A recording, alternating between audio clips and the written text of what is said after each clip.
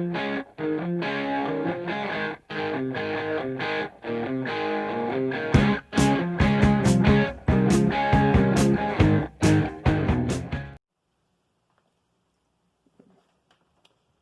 YouTube, Hickory Stick back with you.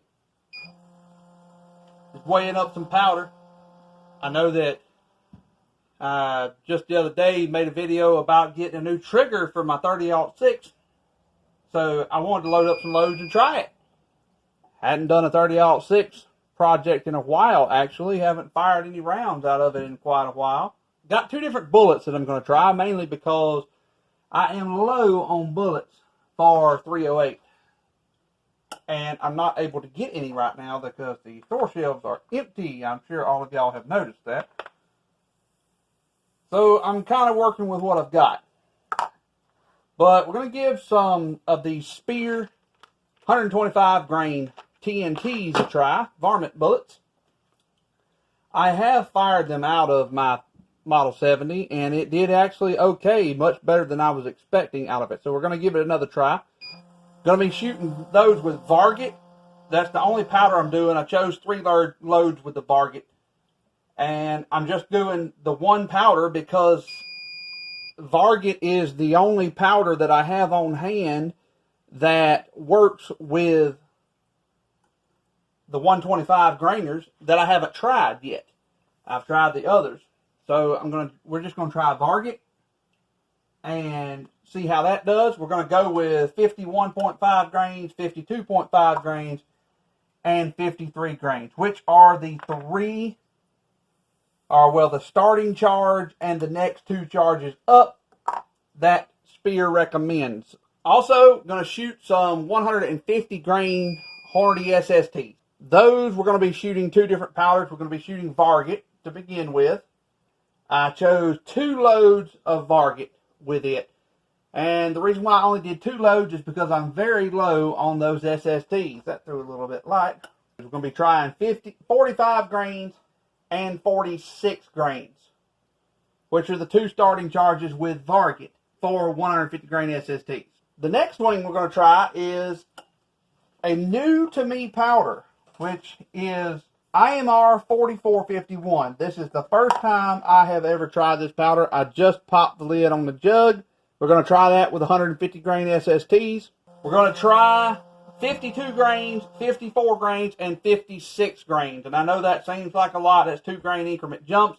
But Hornady gives a pretty good span for this powder. This powder seems to be flexible with its load data. It also is a slower burning powder. And in case you're questioning my decision making there, 52 grains is the starting charge and 56 grains is the mid-range charge for this powder. And just a comment on this IMR 4451, this is the granules it's a stick powder and the granules are very large. As for bullet seating on the varmints, I apparently never measured the ogive on these 125 grainers the last time I used them. I don't have it written down anywhere if I did. So we're going to have to do a ogive measurement when we start loading them and see what it comes out to. But the cartridge overall length, we're going to do 3.1 inches. Now the SSTs are in the same boat. We're going to load them to a cartridge overall length of 3.210. I'm going to have to do a ogive measurement. All right, so that said, I am going to finish weighing this up, and I will rejoin you when I go to seating bullets, and we can get some measurements on ogive length. Okay, so we're going to go with 2.541 to the ogive on these. If you look at these here, these things are really close to the ogive. This is a very short bullet. I mean, even when you chuck it up in the bullet comparator, look how close they are. So it's got a real blunt ogive on these. But we're going to go with 2.541. I'm not worried about the 5. That's what I've set it to. I'm just stopped right there. And they all seem to be setting good. The crimp seems to be working out good. So that's what we're doing on those. I like that. There's not a lot of bearing surface to be had on this bullet. I would rather not seat it so deep, but with the shortness of the bearing surface, there's not really a choice. Not much bearing surface there. Alright, I'm going to seat the rest of these. We'll talk about the 150s. Alright, so the 140s, I wound up going with 2.60. That's what I was shooting for. That worked out really well for them. I misspoke when I was talking about this IMR 4451 powder. It's bulky, but it appears to be fairly dense for its bulkiness also. 56 grains. There's not a whole lot of case capacity left with it, so it's bulky. I thought I might get a little crunching when I was doing it at 56. It was so big, but these bullets aren't big enough to extend that far down. But 2.6 worked well for us. Seated everything right about to the center of the cannelure. Turned out real nice. Seat this last one. Cramp it.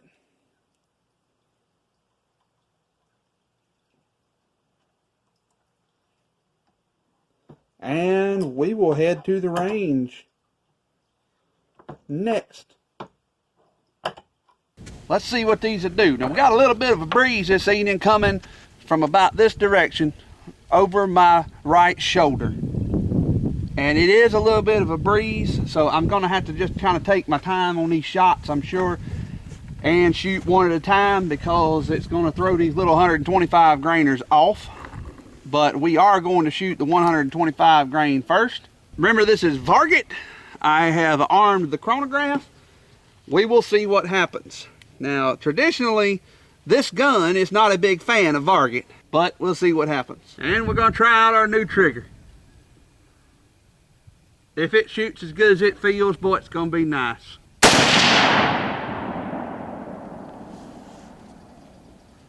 Oh, that's a nice trigger. That's a real nice trigger. Oh, 2,680 feet per second. Just as I was expecting, there's no pressure signs. That was a very light recoiling load. Felt similar to my 260. Yeah, that went about the same spot. 2,688.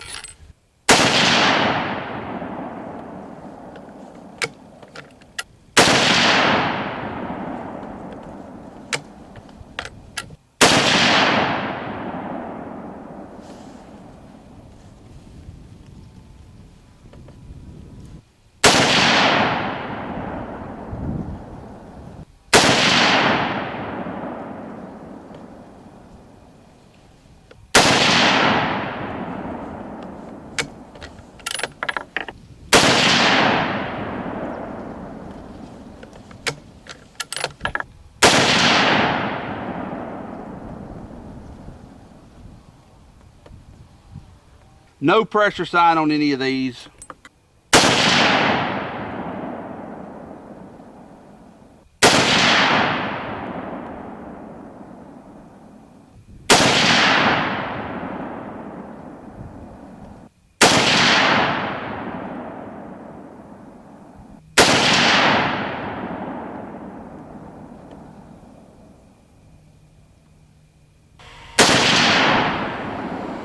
Oh, that's really low.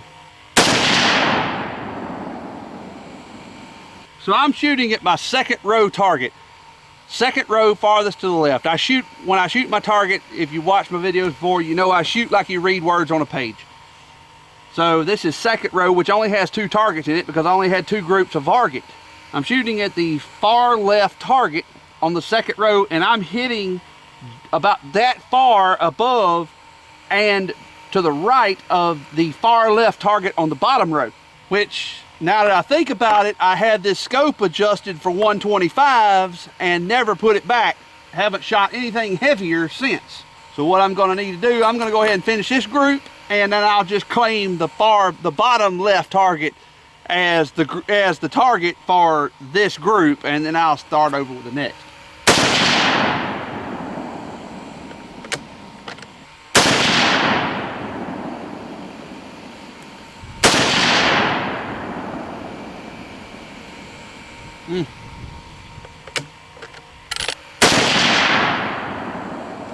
That's better. That's much better.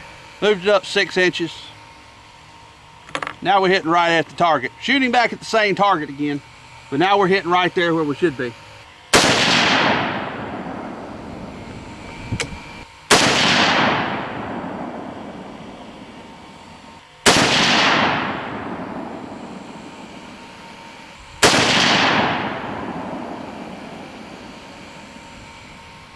Well, that's not a terrible group. I know everybody likes Varget. Everybody likes Varget, but I'm not that big of a fan of Varget. Varget has just been a mediocre powder for me for what I've shot it in. I mean, I've shot it in 22-250, I've shot it in 260, I've shot it in 30-06. It's just been a mediocre powder.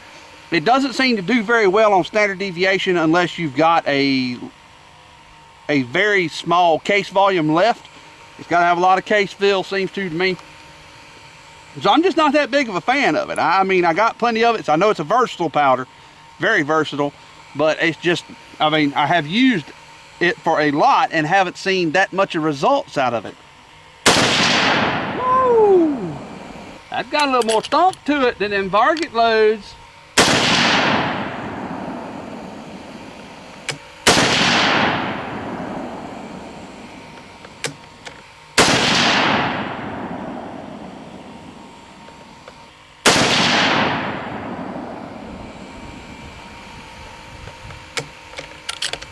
All right, this is 2 grains hotter.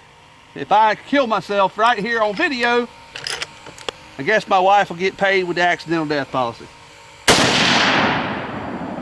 Ah, that wasn't bad. Brass looks good.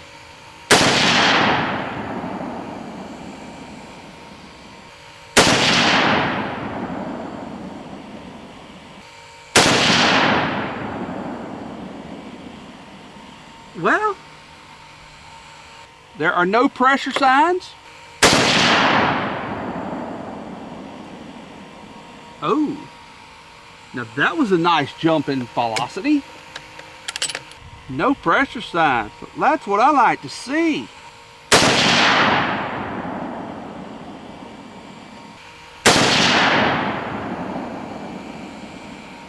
No pressure signs whatsoever.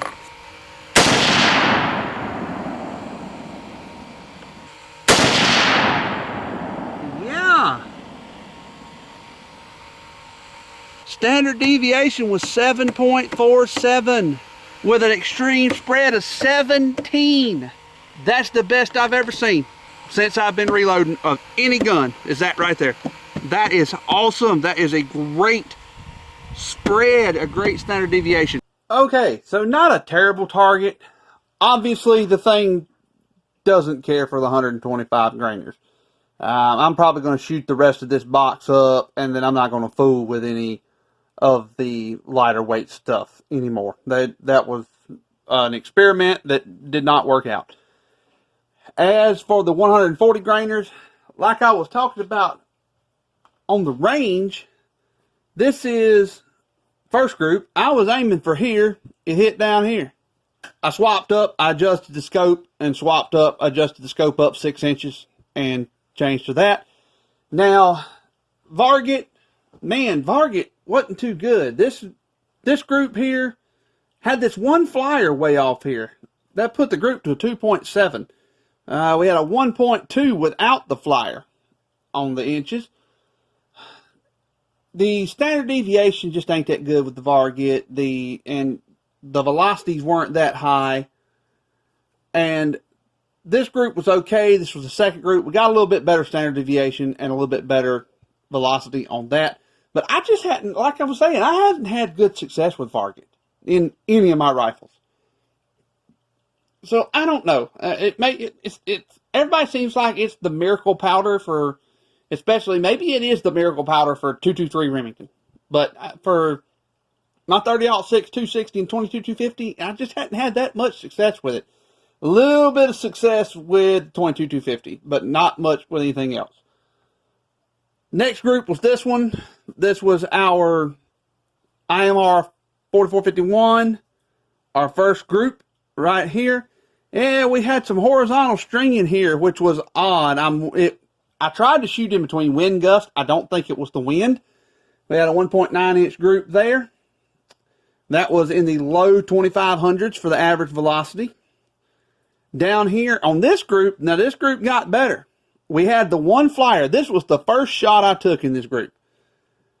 Other than this one shot, this group was really nice. 0.883, 4 shots into a 0.88 inch group. So I don't know if a gust of wind got me or what.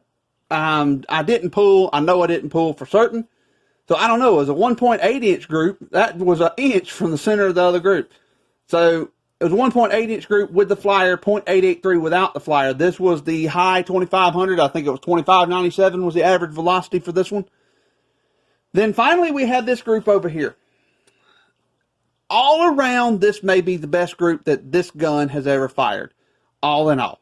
We had a 1.067 inch group. So a 1 inch group, and it was a little bit over 2,700 feet per second average velocity. So that was an excellent group out of this. Now remember, we went 52, 54, and 56 grains. No pressure signs on any of the brass for anything. Not with the Varget, not with the IMR 4451. So 56 grains, no pressure signs. The groups just kept getting better as we went up. I mean, this would have been a good group if it hadn't been for that flyer. I want to revisit 54 grains, and I want to revisit 56 grains, and I also want to go back and go a little higher. Maybe we go 56 and a half or 57 grains and see what happens there. I like what I'm seeing with this 4451. Like I said, this is a new to me powder, so I like the results I'm seeing with it.